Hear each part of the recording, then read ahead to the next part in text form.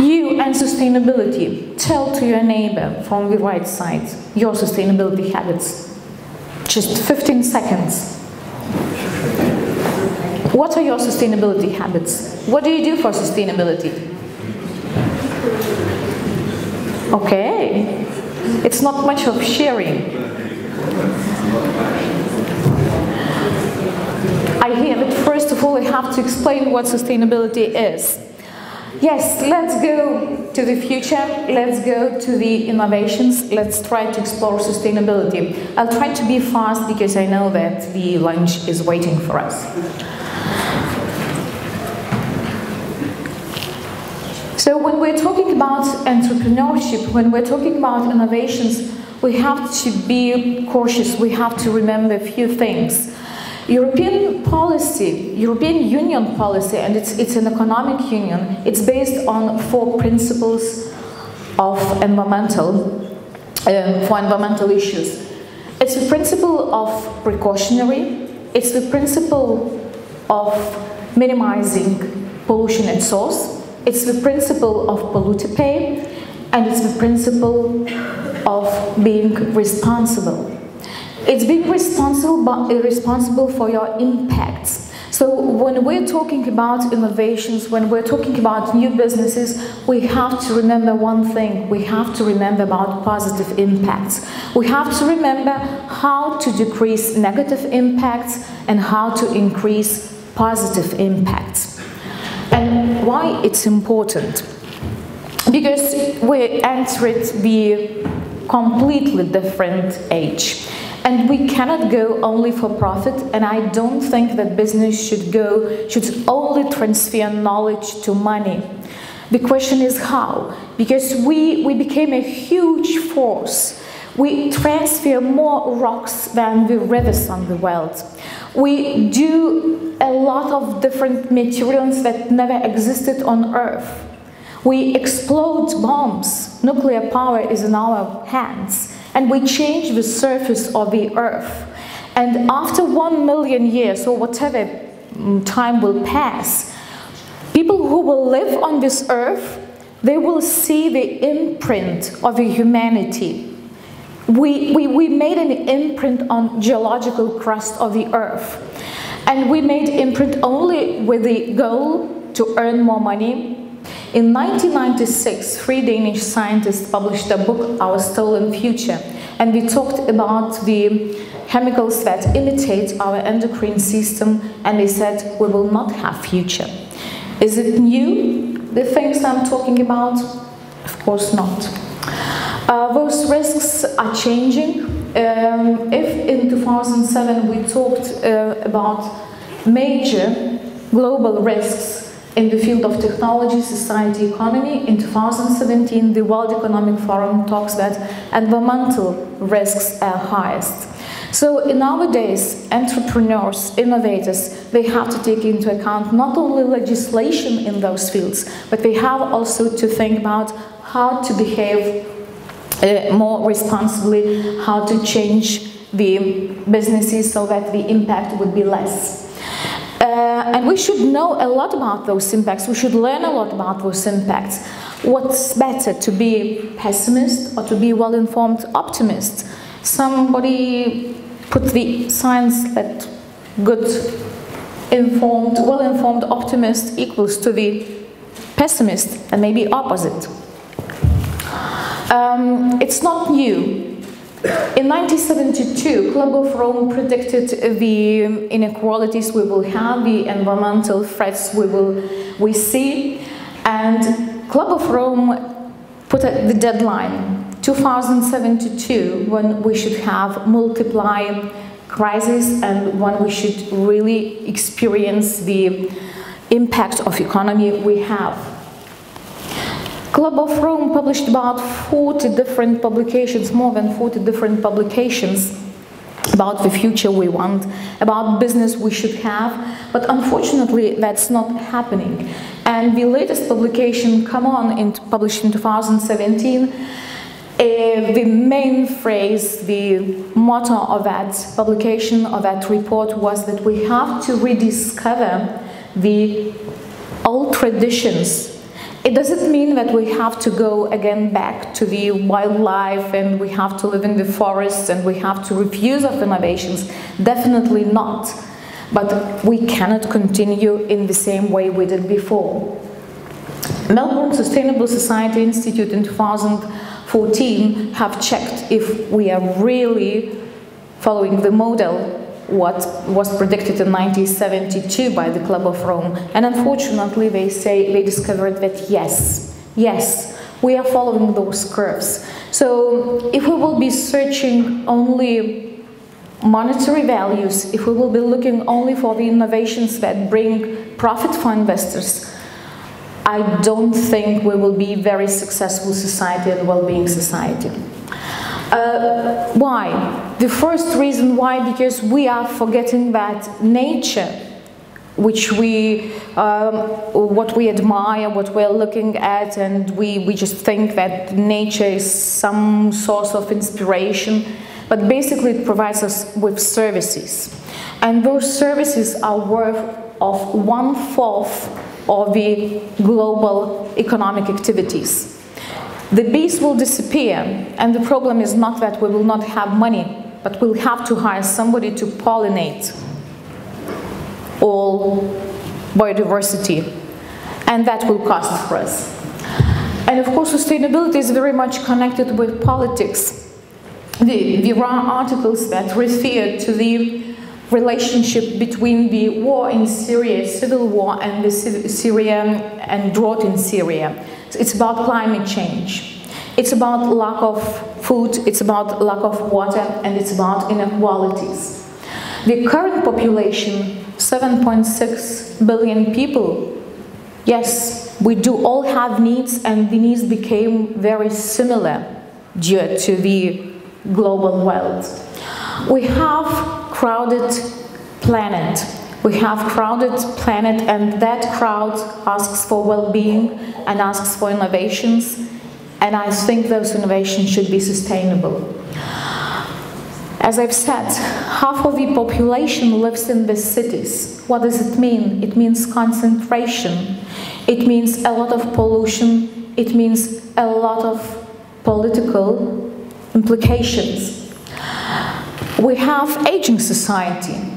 And the most probably dangerous thing is that aging happens in the low-income country. 80% of the world's elderly will live in the low-income country. 70% of the world's population is expected to be located in urban areas. And if inequality happens in urban areas, we will probably have also some political crises. So welcome to Anthropocene, the age of humans, and the age where I don't imagine innovations that would have negative impacts. We have to change the way we think. Yes, digitalization brings a lot of good things for us, and I think the best thing they bring for the sustainability, they bring publicity. Despite the journalists are rather inefficient with bringing that message. I do agree also with pure quality of the articles in general in our media, but we have other ways of how to bring the messages to the people. We have social networks, and if some company behaves in a bad way, if something is happening, we immediately know. And in nowadays, that threatens already investors. Finnish think tank have discovered 3 main points about sustainability in business, and Finland is a leading country. As you know, it's the happiest country in the world.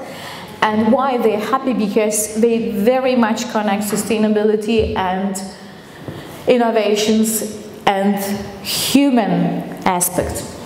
So the best solutions of technology, they still need people work. They still need attitude towards nature. The race of global economy also brings a lot of different issues. The global interdependency becomes very complicated, and we have to redesign our companies, we have to come to the system thinking, because we are all connected and we all may have impact on each other. The unpredictable global environment brings us really huge issues. At the same time, we talk about technologies. Yes, technologies change everything.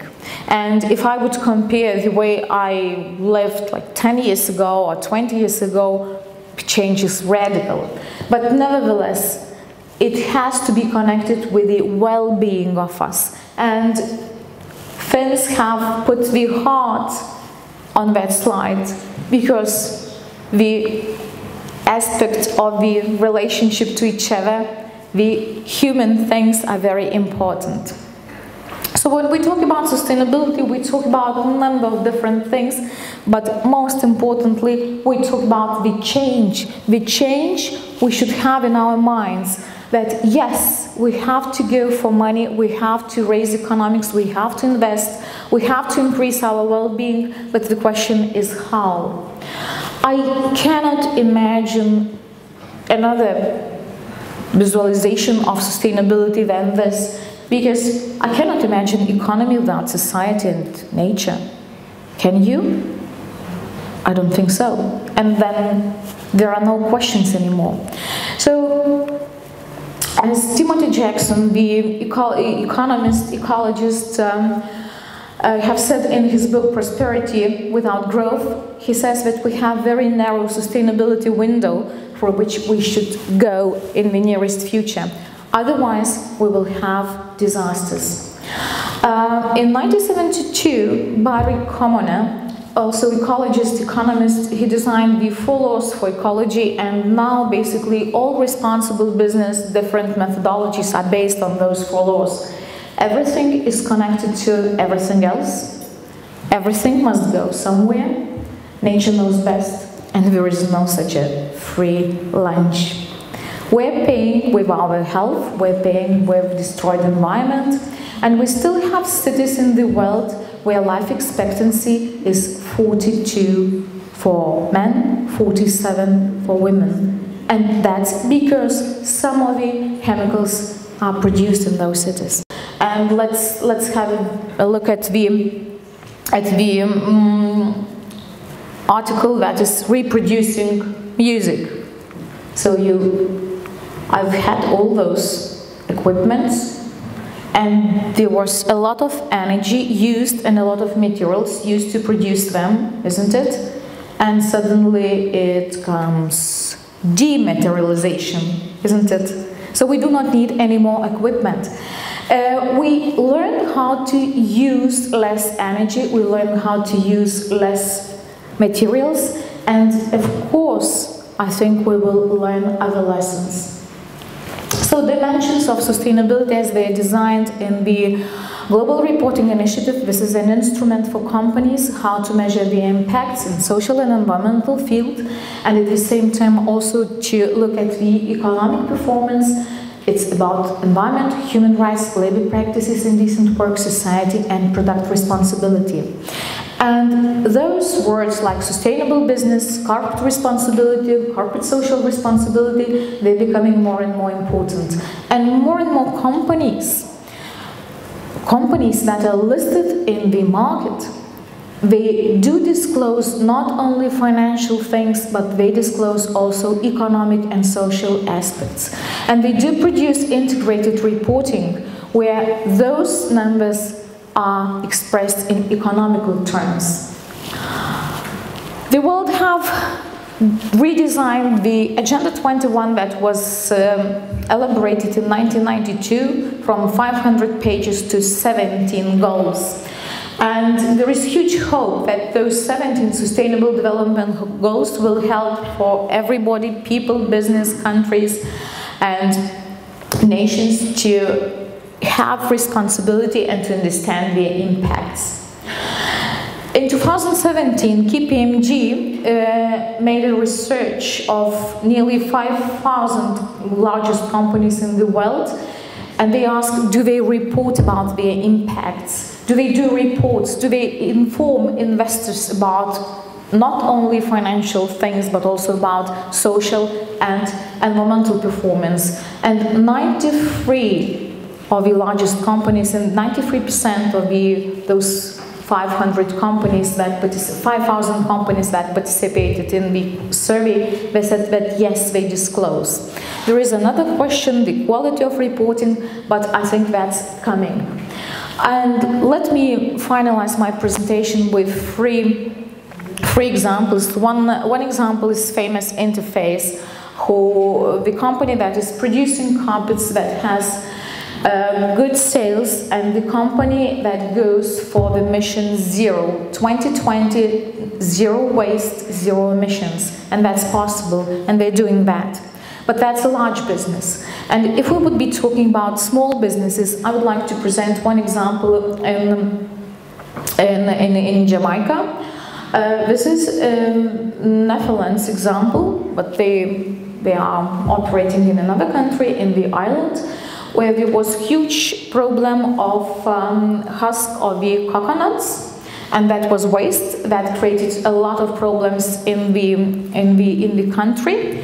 And another problem was the pellets for the transportation, because they were expensive, there were no wood in that country, and this solution was very simple. You just produce pellets from the waste, and then they biodegrade.